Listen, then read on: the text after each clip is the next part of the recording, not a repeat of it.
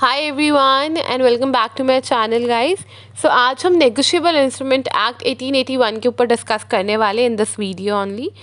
Okay, so negotiable instrument act पढ़ने के लिए इट्स बेटर कि आप लोग अपनी बायर एक्ट रखो हैंडी, प्लस अपने पास कोई नोटबुक रखो so that you can pen down जो भी आपको इम्पॉर्टेंट लगे।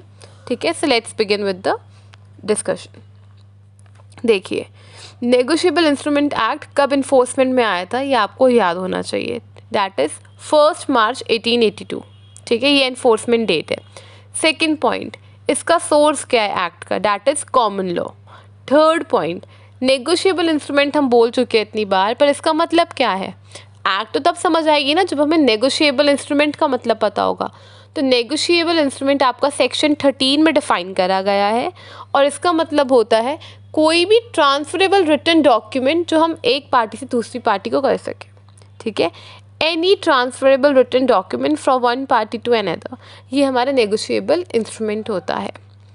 ऑलराइट, अगला आता है ये नेगोशिएबल इंस्ट्रूमेंट कौन कौन से होते हैं। Point number 1, promissory note. Point number 2, bills of exchange. Point number 3, cheque. Point number 4, demand drafts. ये चारों हमारे नेगोशिएबल इंस्ट्रूमेंट होते हैं।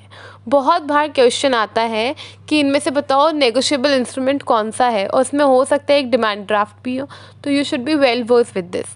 डिमांड ड्राफ्ट भी हमारा नेगोशिएबल इंस्ट्रूमेंट में इंक्लूडेड है। अब आता है अगला हेडिंग हमारा कि कौन कौन से नेगोशिएबल इंस्ट्रूमेंट नहीं होते। Point number 1, currency notes.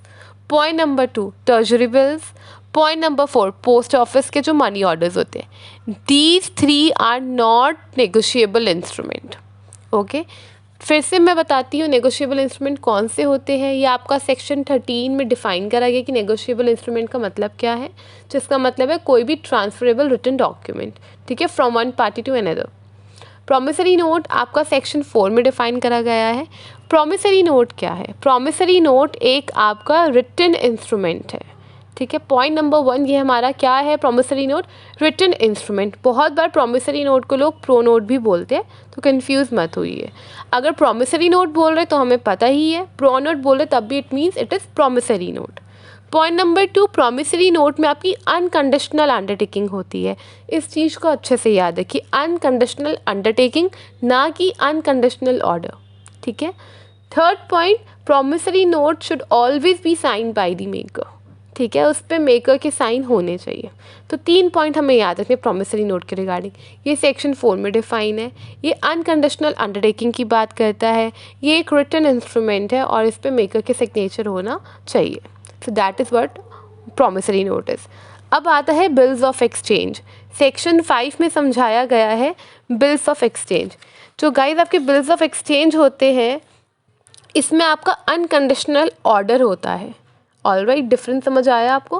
Promissory note में क्या था, unconditional, what is unconditional undertaking, but bills of exchange में क्या है, अनकंडीशनल ऑर्डर। ठीक है, इसमें भी आपके मेकर के सिग्नेचर होने चाहिए। ये भी एक रिटन इंस्ट्रूमेंट है। प्लस बिल्स ऑफ एक्सचेंज में 3 पार्टीज होती है। बिल्स ऑफ एक्सचेंज में 3 पार्टीज होती है। 1 is drawer, another is ड्रॉई, third is पे। ठीक है, बिल्स ऑफ एक्सचेंज में कितनी पार्टीज होती है ये आपको याद रखना है। 3 पार्टीज होती है, एक होते ड्रॉअर, एक होते ड्रॉई, एक होते पे। ठीक है, ड्रॉअर कौन होता है, जो बिल्स ऑफ एक्सचेंज लिखता है। ऑलराइट, ड्रॉई कौन होता है, जिसने पैसे देने होते हैं। पे कौन होता है, जिसने मनी को रिसीव करना होता है, लेने होते हैं पैसे। आपको याद रखना है, ड्रॉई कौन होता है, जिसने पैसे देने होते हैं पे को। ठीक है, ड्रॉअर कौन होता है, जो बिल्स ऑफ एक्सचेंज लिखता है, बनाता है। Maker of bills of exchange is drawer. ठीक है, जिसे हम कहते हैं पैसे देने हैं, दैट पर्सन इज ड्रॉई। जिसने पैसे लेने हैं, रिसीव करना है मनी, दैट इज पे। तो ये 3 पार्टीज होती है बिल्स ऑफ एक्सचेंज में। Alright, third point is cheque. Cheque आता है आपका सेक्शन नंबर 6 में डिफाइन है। बहुत बार क्वेश्चन आता है कि चेक प्रॉमिसरी नोट है या बिल्स ऑफ एक्सचेंज है, तो ये आपको अच्छे से पता होना चाहिए। चेक आपका बिल्स ऑफ एक्सचेंज है। ठीक है, ये आपकी डेफिनेशन की in the very first line it is written, cheque is a bill of exchange. ठीक है, तो ये क्लियर हो गया। चेक क्या है, बिल्स ऑफ एक्सचेंज है। चेक आपका ऑन डिमांड होता है या ऑन ऑर्डर होता है, ऐसे ही नहीं होता।